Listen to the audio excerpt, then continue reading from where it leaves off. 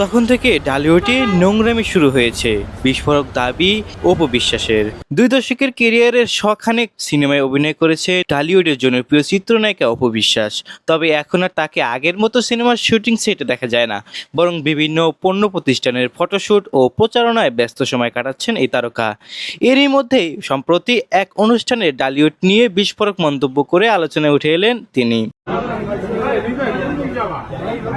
অপু বিশ্বাসের দাবি, গত 1 দশকে দেশের চলচ্চিত্র অঙ্গনের পরিবেশ অনেকটাই বদলে গেছে এবং তা ইতিবাচকভাবে নয়। তার ভাষায় 2016 সালের পর থেকে ঢালিউডের নোংরামির চর্চা শুরু হয়েছে, যা ধীরে ধীরে পুরো ইন্ডাস্ট্রির পরিবেশকে ক্ষতিগ্রস্ত করেছে। ছোটবেলায় নাচ করতেন অপু বিশ্বাস, এরপর নাটকেও ছোট ছোট ও চরিত্রে অভিনয় করেছেন। আমজাদ হোসেনের কাল সকালের সিনেমায় অভিনয়ের মধ্য দিয়ে তার ঢালিউড যাত্রা শুরু। অপু বলেন, আমি যখন 2007 ও 8 সালে ইন্ডাস্ট্রিতে এসেছি তখন আপনারা একটি কর্মমুখর চলচ্চিত্র ইন্ডাস্ট্রি দেখেছেন।